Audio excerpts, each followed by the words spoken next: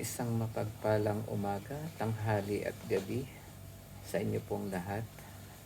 Ngayong araw po ay July 12, 2025. Ang ating pong mabuting balita ay hango sa sulat ni San Mateo, chapter 10, verse 24 hanggang 33. Papuri sa iyo, Panginoon. Walang alagad na higit kaysa kanyang guro, at walang aliping higit sa kanyang Panginoon. Masihan ang alagad na matulad sa kanyang guro, at ang alipin na matulad sa kanyang Panginoon. Kung ang puno ng sambahayan ay tinawag nilang Beelzebul, lalo na nilang aalimurahin ang kanyang mga kasambahay.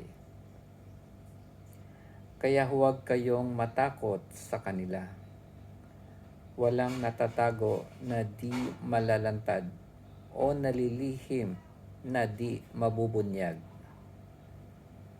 Ang sinasabi ko sa inyo sa dilim, ulitin ninyo sa liwanag, at ang ibinulong sa inyo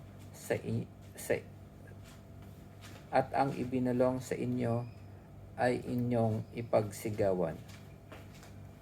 Huwag ninyong katakutan ang pumapatay ng katawan, ngunit hindi nakapapatay ng kaluluwa. Sa halip, ang katakutan ninyo'y ang nakapapatay ng kaluluwa at katawan sa impyerno. Hindi ba't ipinagbibili ang maya ng isang pera? Gayunman, kahit isa sa kanila'y hindi nahuhulog sa lupa kung hindi kalooban ng inyong Ama. Maging ang buhok ninyo'y bilang na lahat. Kaya huwag kayong matakot.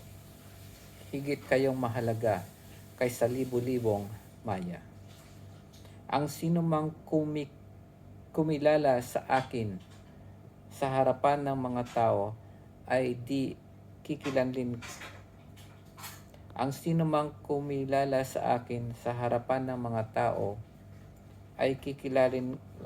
ko rin naman sa harapan ng aking Amang nasa langit.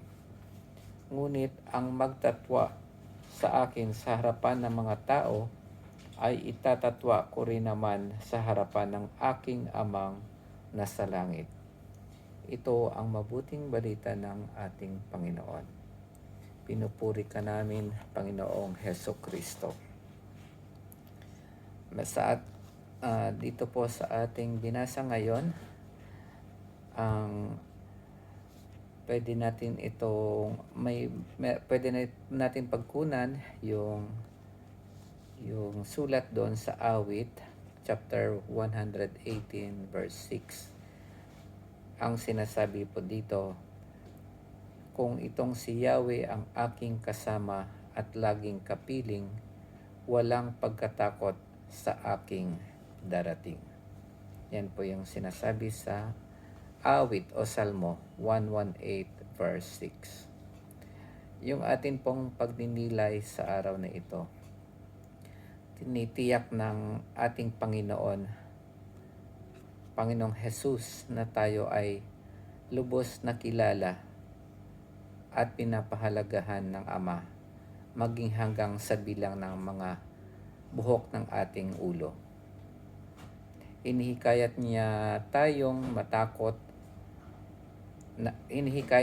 huwag matakot sa mga sumasalungat sa atin.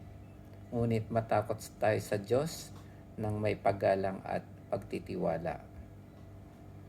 Ang pamumuhay bilang kanyang mga alagad ay pwedeng magdulot sa atin ng kahirapan, ngunit ito rin ay nagdadala ng kanyang presensya at walang hanggang gantimpala.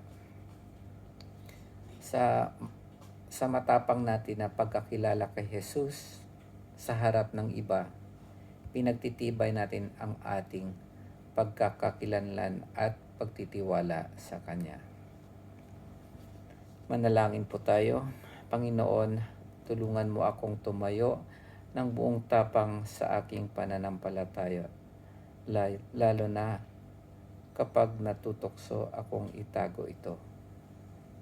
Wag na wag kong kalimutan kung gaano ako kahalaga sa iyong mga mata. Bigyan mo ako ng katapangan upang ipahayag ka sa salita at sa gawa. Amen. Maraming salamat sa pakikinig mga kapatid, and pagpalain po tayo ng Panginoon.